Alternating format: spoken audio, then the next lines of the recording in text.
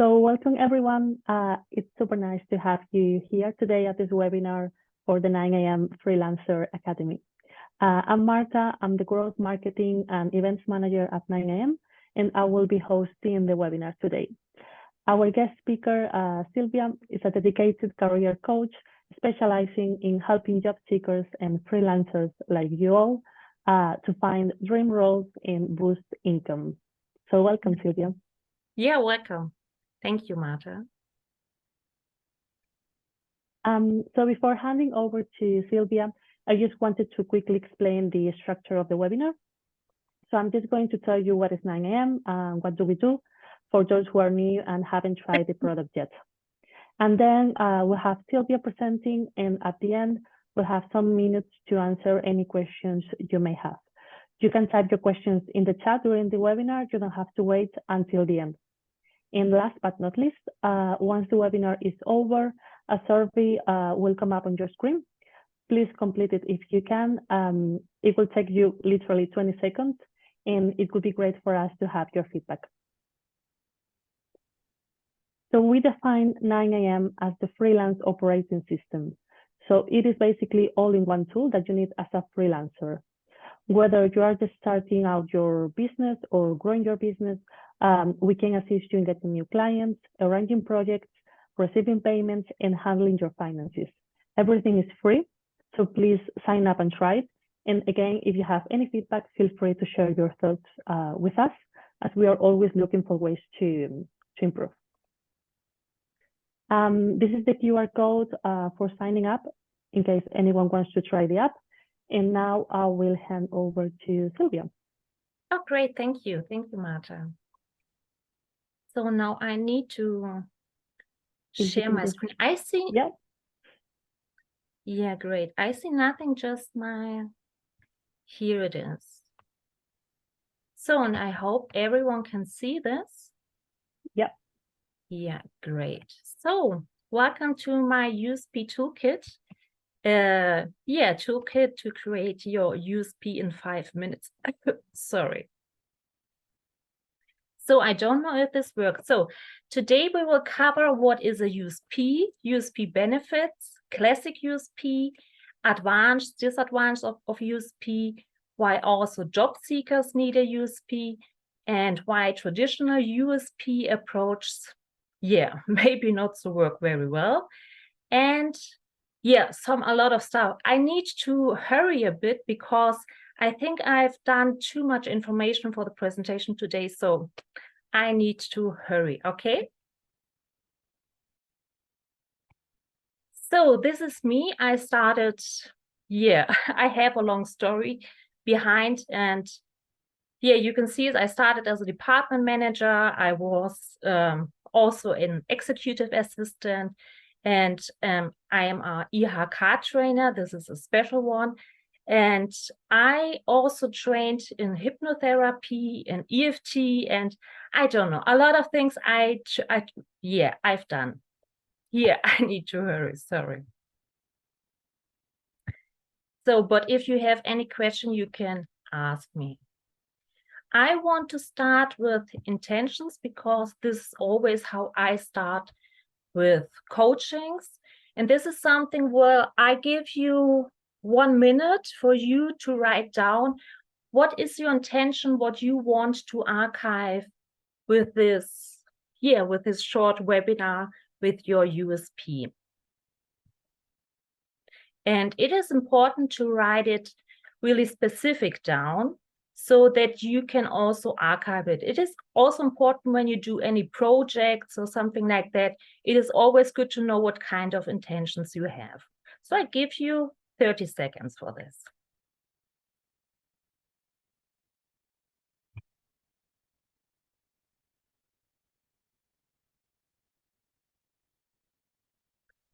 So, and the next one, what I want to start is with a very important question. And this is, what is the difference between a social media manager, a farrier, I don't know if I spell it right, and a prompt architect? And it's important to understand the USP really good when you write down the answer. And also when you try to think about it, what can be the difference about a social media manager, a farrier, and a prompt architect?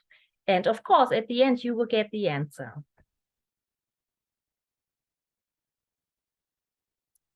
So, and then I want to move on.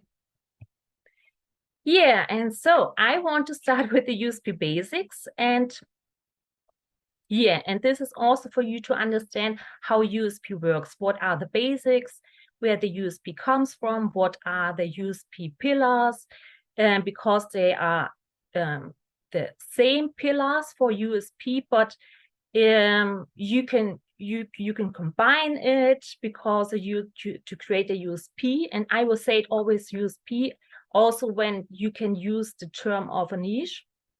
And yeah, when you understand the USP basics and also what I will present during the presentation, you will use the USP toolkit very, very easy. And I will not only talk about the USP toolkit, we will use it, the USP toolkit, so that at the end of the presentation, you have a niche. And it's really easy, really, really easy. And as I started with the USP, I've done it for job seekers, but under the line, you can use it for job seekers, for entrepreneurs, for solopreneurs, for small business, for products to use. It is the same. Sorry. Yeah, and these are the classic USPs, and the classic USPs depends on quality, price, service orientation, time saving. A USP can be time saving, something when you say, I cut your hair in 10 minutes, while the other hair salon needs 30 minutes for the same. This is also something for USP, or something like trend, sustainability, or innovation. Yeah. So, and of course, for you also to know, as a USP is not a brand, because a brand is like here, you can see it, Diademin, McDonald's, Head and Shoulders, and IKEA, or like we say in Germany, IKEA. These are brand names, but it's not a USP. But Diademin, they have USP products, and that are anti-aging products. And so it is with McDonald's. So the example on the free market is that brands is not the same like a USP, but the good thing is about it that our brain is an associative brain. So everything what we think about it, it connects to something what we know. So when we think of anti-aging products and we know Diademin stands for it, this is how the chain of association on our brain works. And so it is that Diademin is a brand, but the USP are the anti-aging products, and then come the sub-USP. This is how I say it.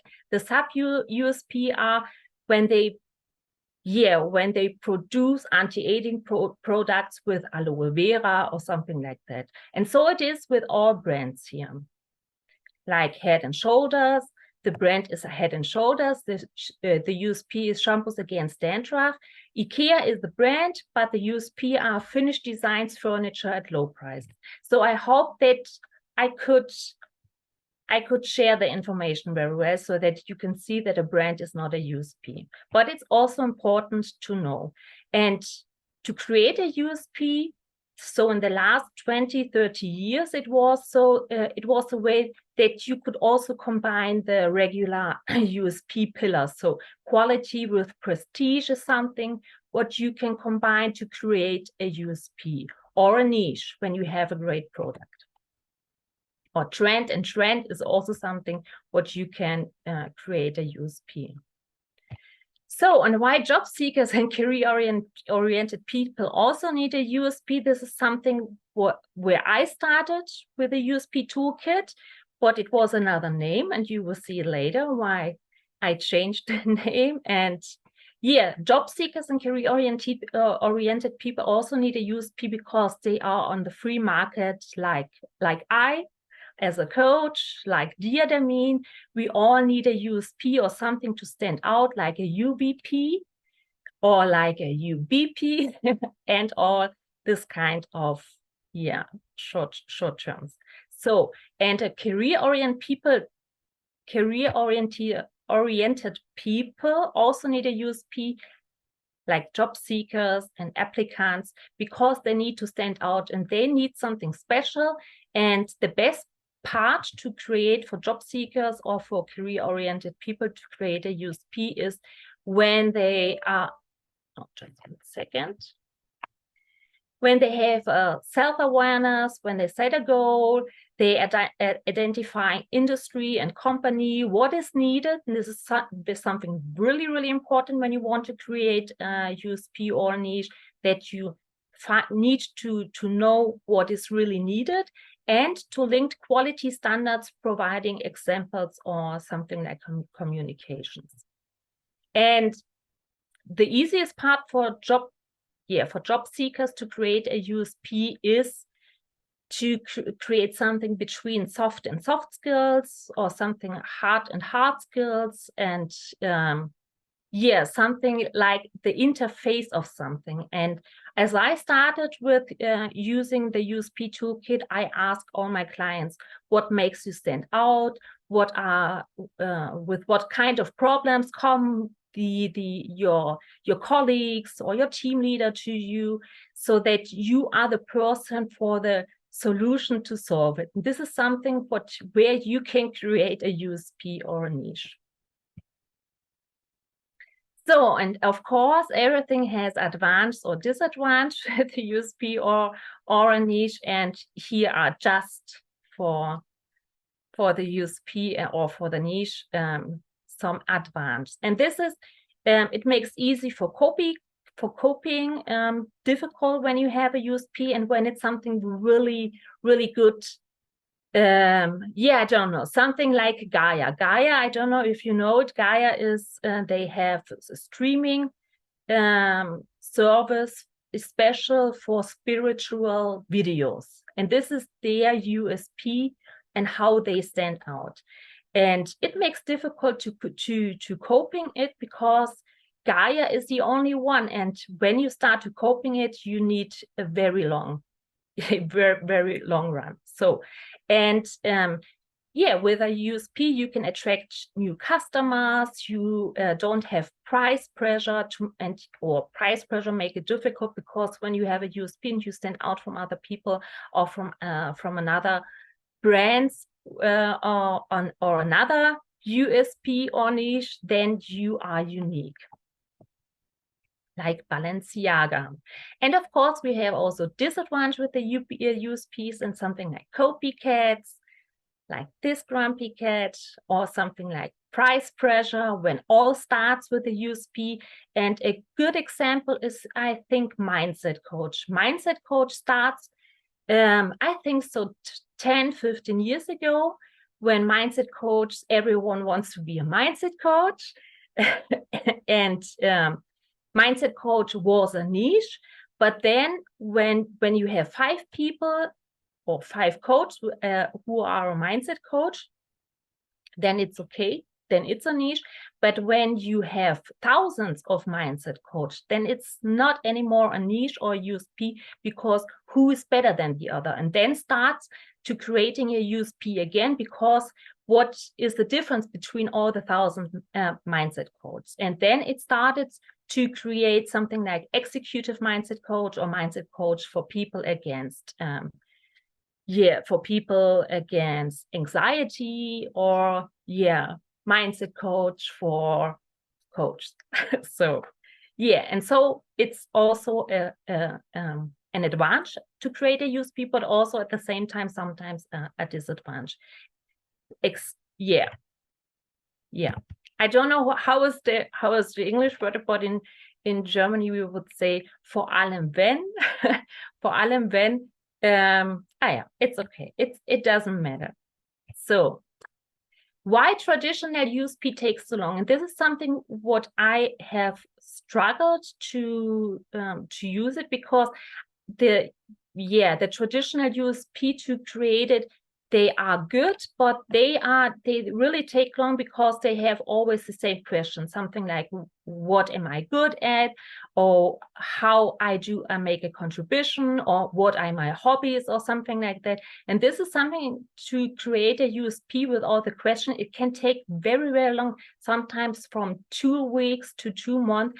And when you want to start a business or a new product, you don't have the time to ask all these questions. Sometimes it needs to be very fast to create a new USP, especially when a new trend is coming, like now with the AI. This is a new trend, and you need to stand out from all the competitors who are using AI, to stand out that you are the one who is a specialist with AI. And AI is a really, really good example with USP or niche. And these are real life examples who's created a USP, but without answering all this kind of question.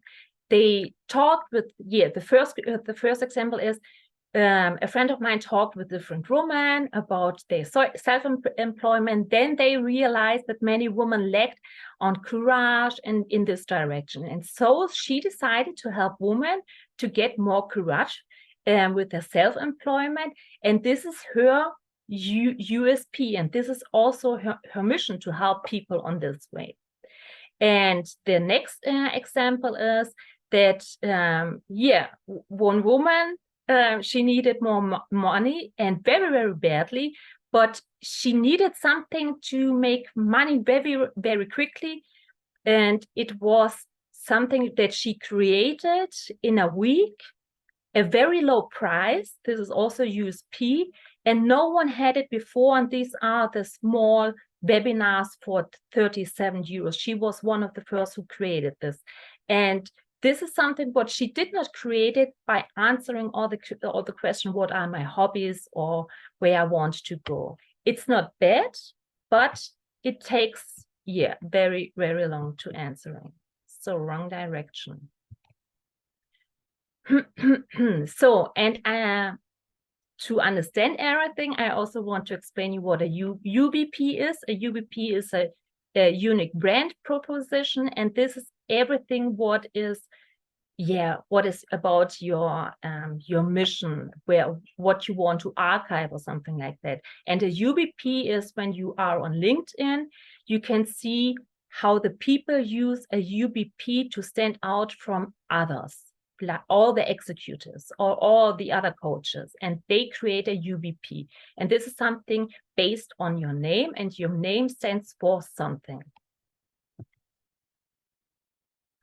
And so you can see it. My mission is to help get more clients.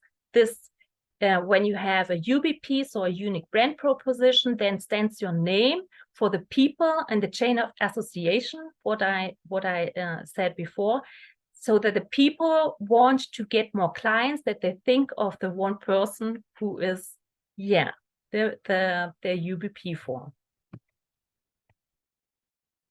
So, and the UVP is something, it's the unique value proposition. This is when you don't sell something like about the quality, but you sell something what have a very value impact for the people.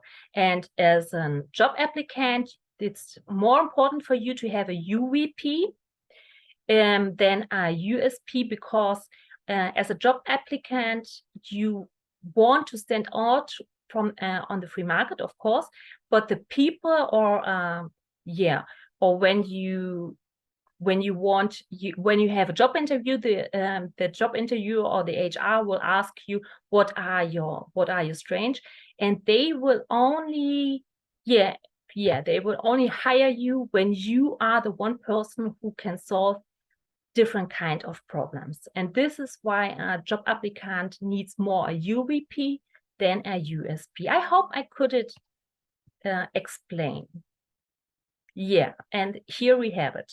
So an applicant, and I wanted to share this also, even when 9 a.m. is not only for job applicants, more for solopreneurs or entrepreneurs, but I think it's very helpful.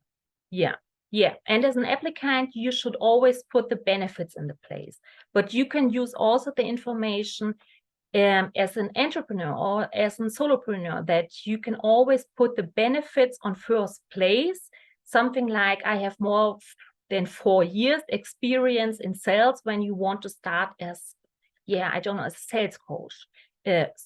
sales coach. Then you have more points when you say, when you talk about your experience in this area.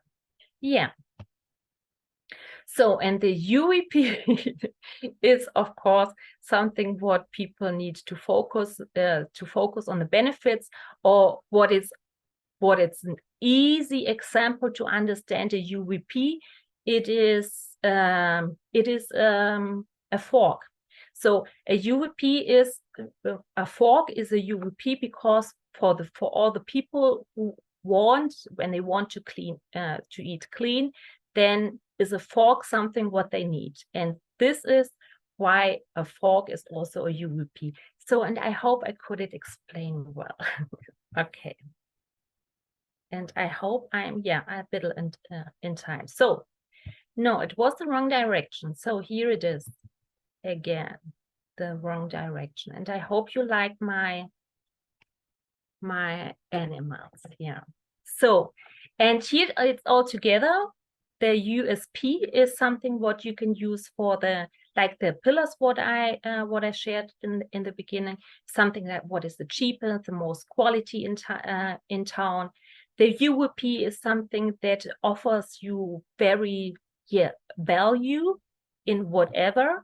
And the UVP is the chain of association when people want to have a service, something like that, and that people think of you, then is your UVP right. And before we start with the USP, I need you to look on the clock. Before I start with the USP, I want to explain for you the Carl story, because the Carl story is something what people, when I explain the Carl story, is a fictional story.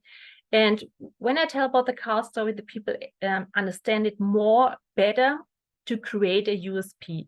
And when there are some engineer here in the chat, they are the fastest one who create a USP when I explain the Carl story.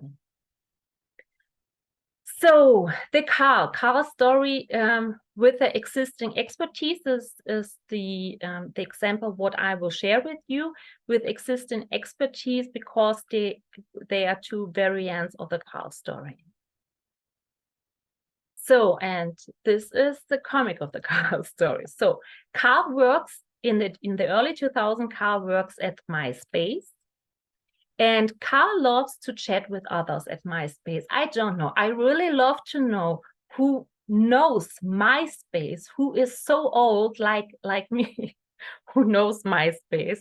Because in the early 2000s, the internet was a bit different than now. And in the early 90s, the internet was also very, very different from now. And I still know the sound of the modem when the internet starts to connect with. When the computer starts to connect with the internet. It took very, very long. So whatever. In the early 2000s, Carl works at MySpace, and Carl chats with other people on MySpace and make connections with other people on MySpace. And Carl loves also to update his information about using the internet. And Carl also loves to talk about the algorithm. I don't know why, but Carl loves it.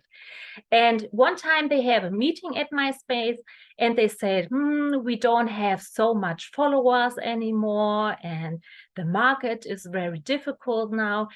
We need something to create something new or good ideas. And then started Carl to say, maybe I can do something like social media.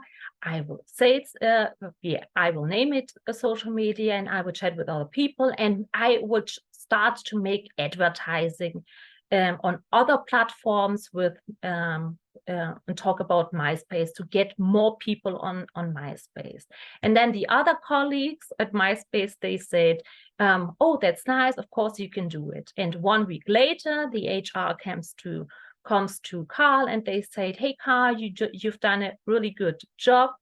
How won't you change your job title? And then Carl said, oh, maybe I want to call my name a social media manager.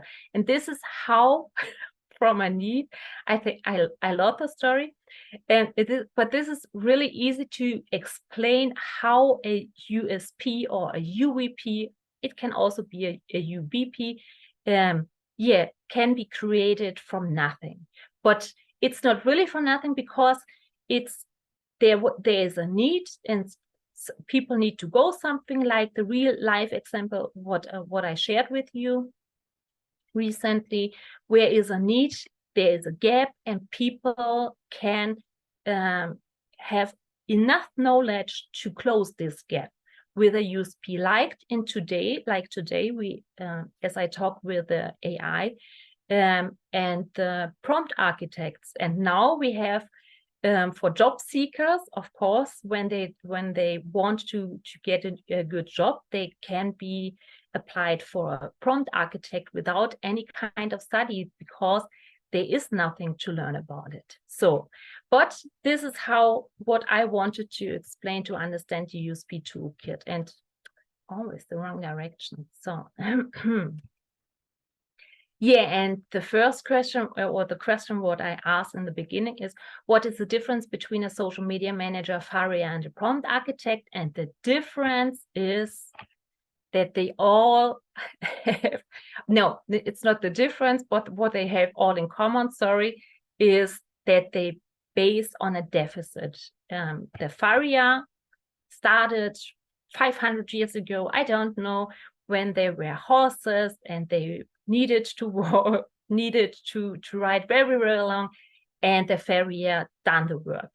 And the social media manager started 20 years ago, I think it was over 20 years ago now, like Carl, because there was a gap, there was a need, and it needed to be closed. And so started the social media manager. It's also with the influencers, and now with the prompt architects. Again, the wrong direction. So yeah, and the first name for the USP toolkit was the compensator, and it was the compensator because for me it was so logically to name it, because it's everything where's a lack, it compensates with the question where's the deficit on the market, or when you're missing something. This is what I tell to the people in my workshops. When they are coaches or want to be coaches, they need to see, they really can see how I do my coaching, and when they're missing something, they have they can compensate it much more better than they should do it and use it, and so they have compensated and created something new. And of course, everyone has a need, and you can compensate it with your experience or with your knowledge or whatever. Compensate it, and you create always something new. And this is also how marketing always works. And this is why we have so much different kind of shampoos or showers. Yeah, again, the wrong direction. So, and this is how the USP toolkit works. You only need to ask yourself, where's the deficit in the market? The next question, what you need to ask yourself is, how do I settle this deficit personally? And this is when you have all this kind of knowledge. Like Carl had this kind of knowledge. He knows how to use social media, so he did not needed any kind of another qualifications or something like that. Yeah, and when you have the deficit on the market, you can also use the regular pillars to create something completely new. Yeah, when I use this example for school kids, special job applications, yeah, I don't know what I have written here, and I don't see it. for school kids, special job application training, which is not conducted by teachers. And I don't know how it is in the other world, but here in Germany, the teachers create very, very bad CVs. It looks like, we are in the 90s, and they don't know it, and I think they don't need to know it better because they have enough to do.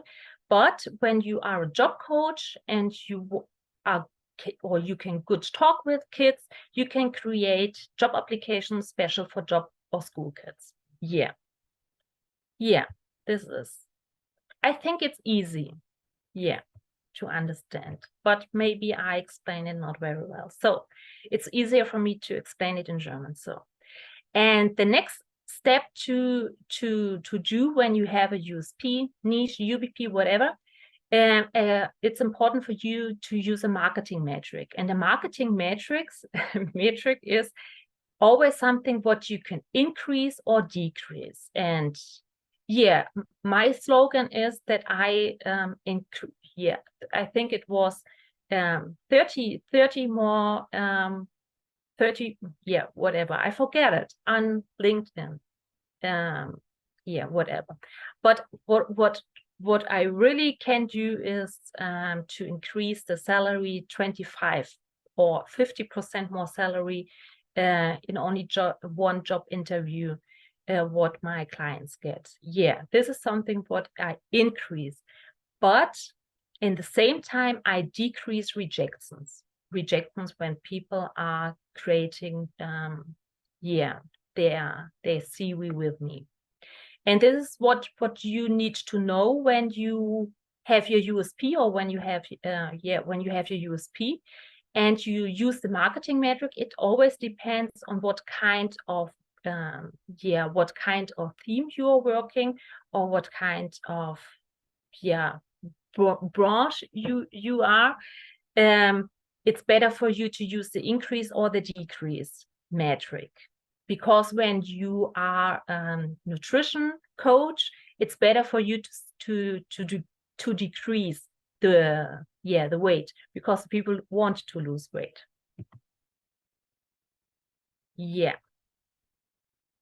And of course, you also need to create a sentence with it. And the easiest sentence is always when you start with how US, and then comes your target audience can increase or decrease something more in, and then the time. And this is how all metrics work.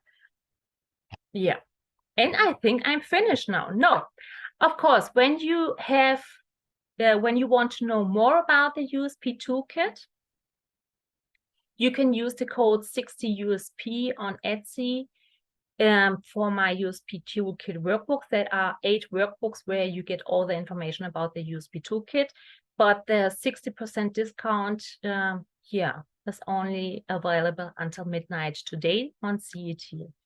So, and now I'm finished. I've done it. I'm finished. Any kind of questions? Thank you so much.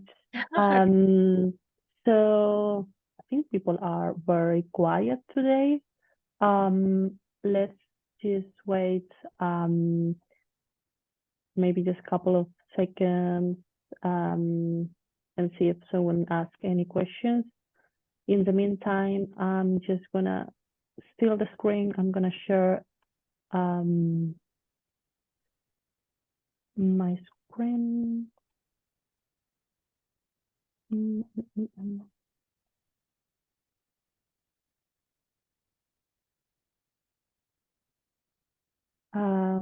So I think no one has any questions. So I guess we can just finish here. Okay. But I have a question. Could anyone tell me if they understood what I explained about the USP, how to create a USP or a niche, or was it a bit too difficult?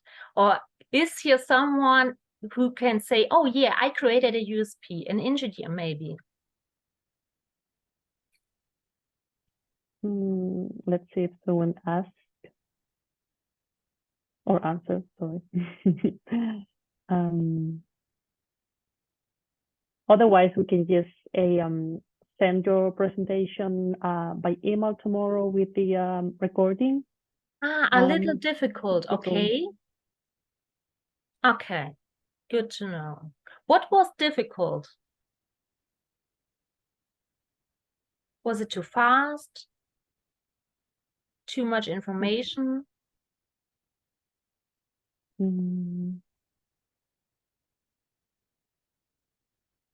They can also answer on the survey we'll have afterwards.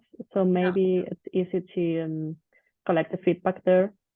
So yeah, let's example cannot transfer. Example cannot transfer to real life. Oh, okay, great. Great to know. What kind of real life you mean? Oh, give me an example. So maybe I can. I guess we'll have here different people like with different backgrounds and so this might be a bit tough for some people if I don't know you have like project managers or like software developers or the thing is that I use it for the job for the job seekers. It's really easy to use for the job seekers, and I started also with the job seekers to create a USP toolkit, but also I use it for myself and for other who ask for it. Now how you can create something, but it's good for me to know, because when I know where it's difficult for people to understand it, then I can change something. Maybe provide an example for an engineer. Oh yeah, for engineer. Yeah, what kind of field?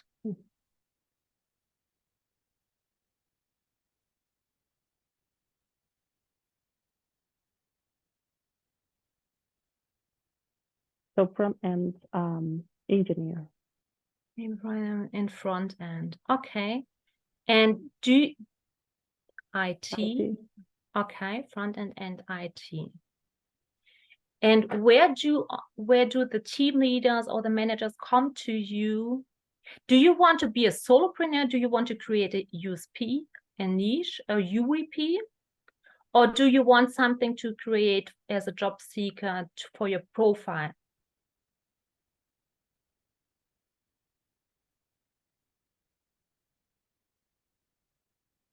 I'm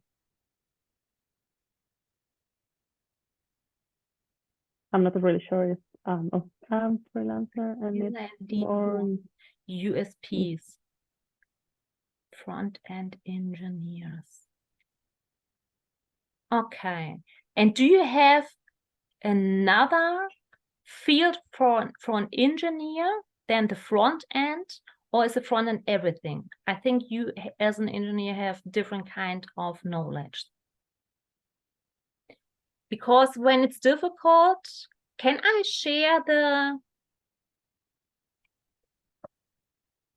share my screen again? Yeah. Go for it. When you are hello here. Yeah. As an engineer and in front end, are there any deficits on the market? Let us explain how I can make this. I cannot see it.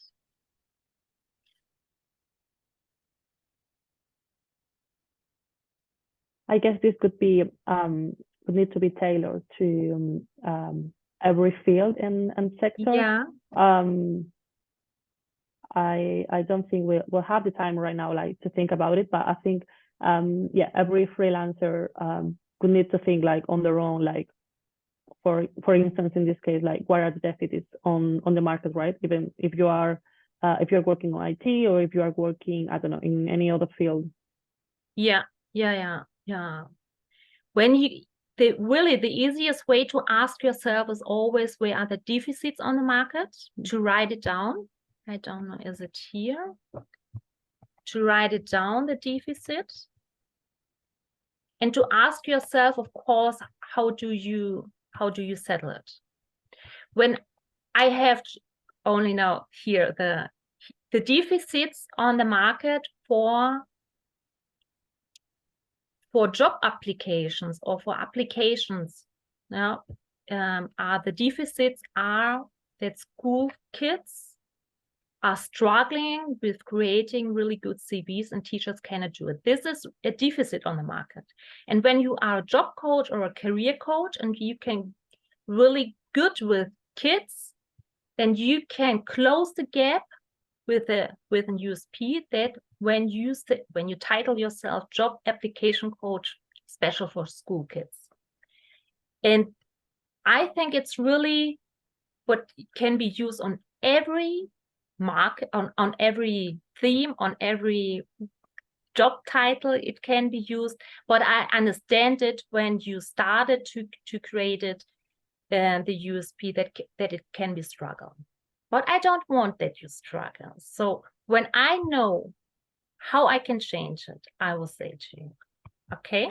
But it's really the easiest way always to ask yourself, where's the deficit on the market? Maybe, yeah, where's the deficit on the market? It's always, I don't know.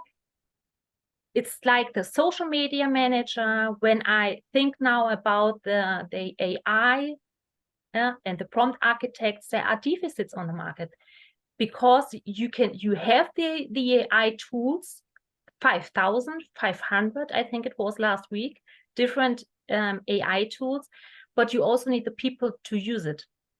And the people who can use it are the prompt architects. So is a deficit on the market and they can close the gap.